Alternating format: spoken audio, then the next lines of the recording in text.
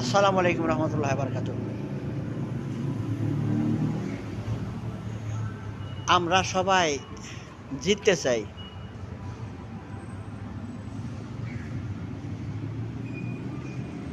তবে জিতার কিছু ফর্মুলা আছে, সেটা বুঝতে হবে। জিততে তো আমরা সবাই চাই, তো জিততে গিয়ে যা হেরে যাই, জিততে গিয়ে হেরে যাই। তাই বলি, জিতাটা কাকে বলে আর হেরে যাওয়াটা কাকে বলে, এই জিনিসগুলা আমাদের বুঝতে হবে শিউরভাবে। আমরা ভাবি যে কিভাবে জিতবো, প্রতিযোগিতা হয়, হয়তো কারো ক্ষতি করে, কারো কষ্ট দিয়ে, যে কোনোভাবে আমাদের জিততে হবে। বলি ভাই, জিতেন, আপনারা জিতার জন্য চেষ্টা করেন, জিতেন, তবে দুনিয়ার জন্য না। দুনিয়াতে আপনি যত কষ্টই পান, যত আঘাতই পান, সমস্যা নাই, সমস্যা নাই। একটা জিনিস আল্লাহ তাআলা দিয়েছেন, সেটা ধৈর্য। আপনাকে কেউ কষ্ট দিয়েছে, নেবেন না কষ্ট, আল্লাহর দিকে তাকাবেন, ধৈর্য ধারণ করবেন। ধৈর্য ধারণ ফলটা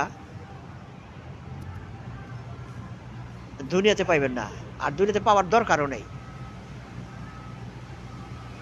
কারণ দুনিয়ার সুখ চিরস্থায়ী না, আর দুনিয়ার দুঃখটাও চিরস্থায়ী না।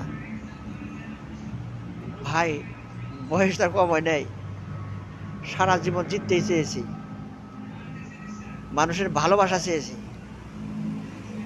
আমি দেখছি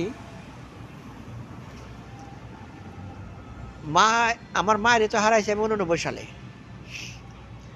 বাবাটা আরো আগে। বাবার সন্ধ্যা তো মনে নেই আমার। তে আমি যতটুকু দেখেছি, আমার বাবা আমারে কান্দে কান্দে করে নিয়ে গেছে এদিক সেদিক, তোর গাড়ি ঘোড়া ছিল না। তারপরে বাবা অনেক খুশি থাকছে। আমার মনে হয় আমি যখন থেকে কামাই করা শিখছি, আমার মা বাবারে কামাই করে আমি খাওয়াইতে পারিনি, দুঃখ। তারপর আল্লাহ রাব্বুল আলামিন যখন কামাই করার সোর্স আমাকে দান করলেন, আমার জীবনে মন থেকে ভালোবাসতাম ভাই, পরিবার, ভাতিজা ভাতিজি, মন থেকে ভালোবাসতাম। আর সেই ভালোবাসা এখন আমার শত্রু হয়ে দাঁড়াইছে।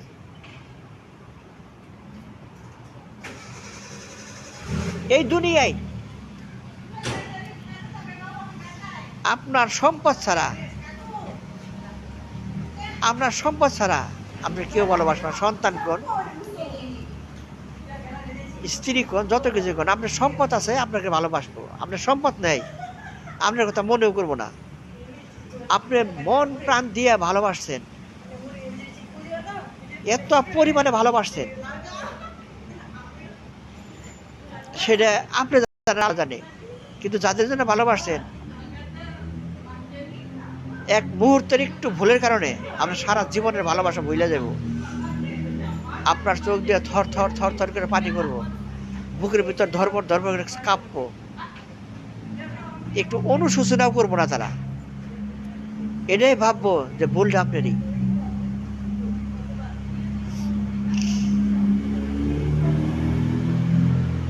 আমি সব বুঝে গেছি, দুনিয়ার জিতাও চিরস্থায়ী না, আবার হারাটাও চিরস্থায়ী না। তবে দুনিয়াতে জিতার চাইতে হারাটাই লাভজনক বেশি। যখন আমরা গায়ে কাপড় জড়াইব না, এই দুনিয়া বিদায় নিতে হবে না, এটা তো বাঁচার কোনো পথই নেই, থাকার কোনো কায়দাই নাই। কাপড়টা জড়াইলেই আপনি বুঝতে পারবেন কতটা ঠকছেন বা জিতছেন। তাই বলি, কত নিমক খারাপ মানুষ যে আপনাকে কষ্ট দেয়, কষ্ট নেবেন না, কষ্ট নেবেন না। এক আল্লাহর দিকে তাকে ধৈর্য ধারণ করবেন।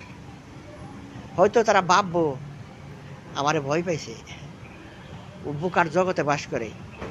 আপনি যে আল্লাহরে সন্তুষ্ট রাখার জন্য চুপ রয়েছেন, খারাপ কিছু করেন নাই, এটাও বুঝে নাই।